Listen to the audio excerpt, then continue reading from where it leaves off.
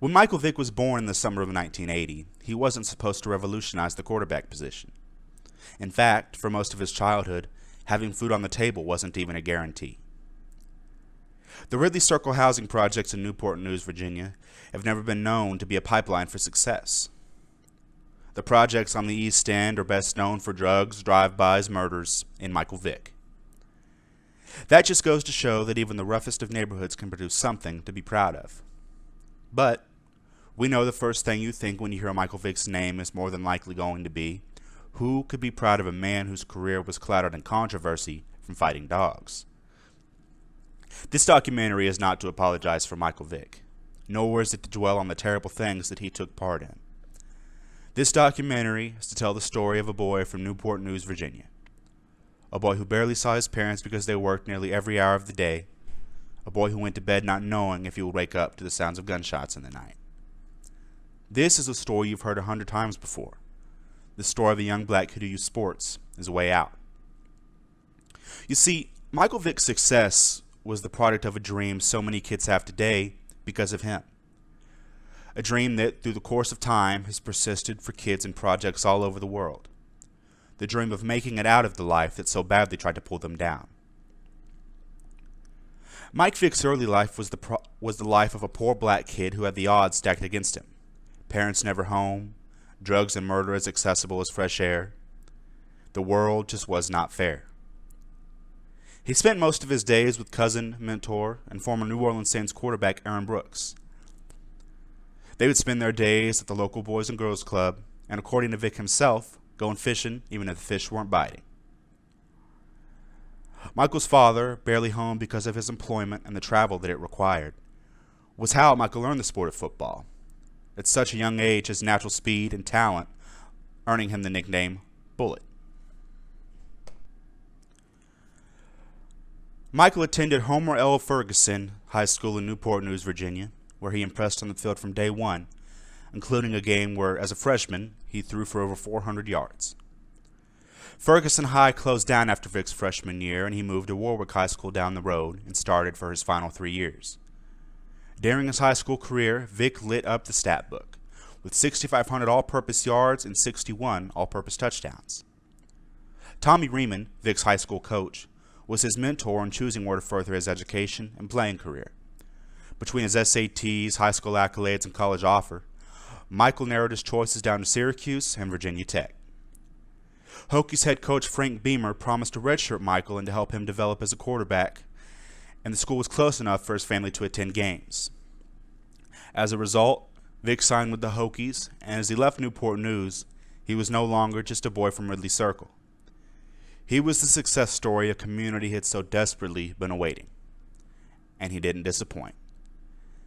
In his first college game against James Madison, Vick rushed for 3 touchdowns in the first quarter. As a redshirt freshman, Vick led the Hokies to an 11-0 season and a national championship appearance, in which they lost to Bobby Bowden and the Florida State Seminoles. In his 2 seasons at Virginia Tech, Vick had over 4,500 all-purpose yards and 38 touchdowns. Entering the 01 draft, Vick was one of, if not the most highly coveted prospects coming out of college.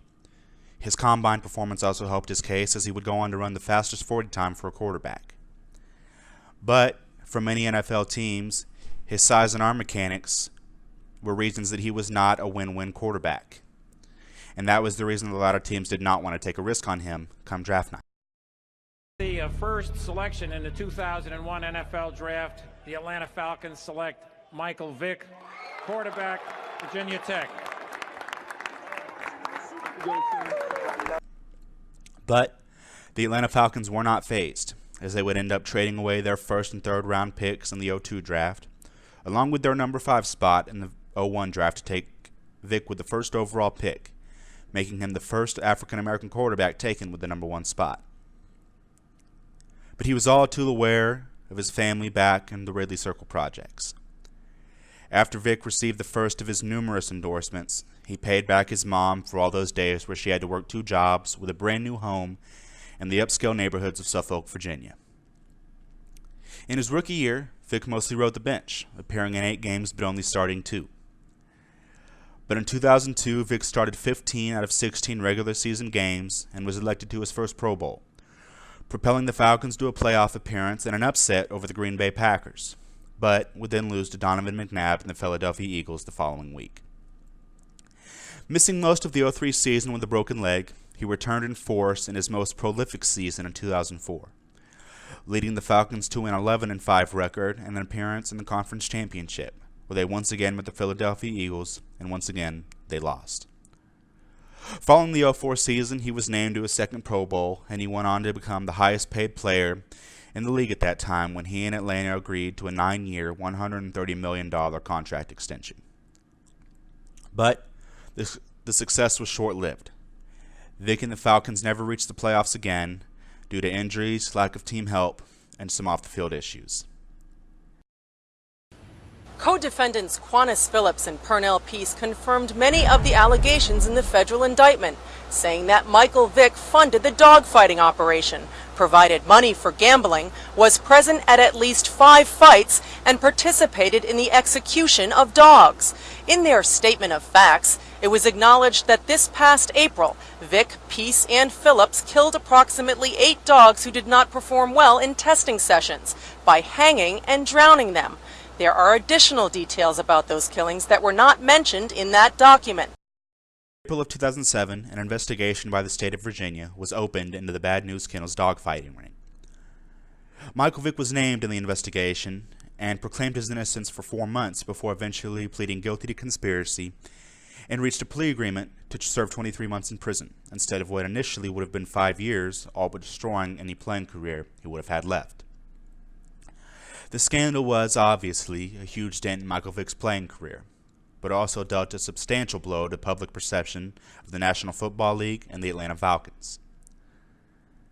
His actions and involvement caused him to miss 2 years in the prime of his career, and even though this was the first time that Michael Vick had violated the league's personal conduct policy, Commissioner Roger Goodell decided to harshen the suspension due to how severe the case was. In addition to being in prison and being suspended, anybody who sponsored or endorsed Michael Vick terminated their association with him almost immediately. Vick had been the source of minor controversy in the past, from showing Falcons fans the middle finger in 2006 to minor drug issues that Vick worked to absolve himself of. Because NFL rules allowed teams to negotiate the rights of suspended players, the Falcons called anybody they could to make a trade for Vick, but nobody wanted to take that risk.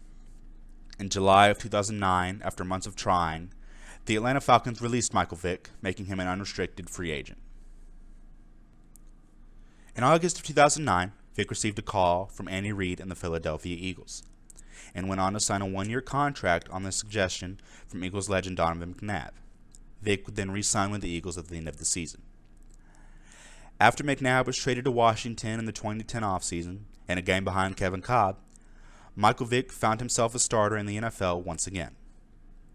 He would go on to be named NFL Comeback Player of the Year, have the best statistical season of his career, and receive his 4th and final election to the Pro Bowl. Eagles quarterback Michael Vick began the 2010 season as a backup to starter Kevin Kolb, but would soon regain the star status he once enjoyed. The former Falcon quarterback took over in Week 2 when Kolb was sidelined with a concussion. Vick threw for more than 3,000 yards and 21 touchdowns and ran for 676 yards and 9 more scores. After that impressive season, Vick was named AP NFL Comeback Player of the Year, setting a first in the process. He remained the starter until Week 10 of the 2012 season, when a hamstring injury sidelined Vick, allowing his successor, an eventual Super Bowl champion and MVP, Nick Foles, to take the reins in Philadelphia. This injury proved to seemingly end the superstar status of Michael Vick's career in Atlanta and Philadelphia. After the 2013 season, Vick moved on from the Eagles to sign with the New York Jets, followed by a brief stint with the Pittsburgh Steelers until he ultimately retired in February of 2017. Since his retirement, Vick served as an intern in Kansas City for his old coach Andy Reid, and in addition to his own charitable organizations for impoverished children, Vick has become a voice for animal rights, saying that although he is an unlikely advocate, he hopes to use his platform to help others become agents of change. The legacy that Michael Vick leaves behind is, although controversial, one that on the field can never be matched. He is one of the prime reasons that the Madden NFL series is what it is today, and he is the essential mold for what a dual-threat quarterback is. His mobility, along with his cannon of an arm, allowed for players like Cam Newton and Russell Wilson to break into the league and emulate his successful style of play. And he carried on the legacy of black quarterbacks like Steve McNair, Doug Williams, and Dante Culpepper, showing that any kid can be that success story, even a poor kid from the projects of Newport News, Virginia.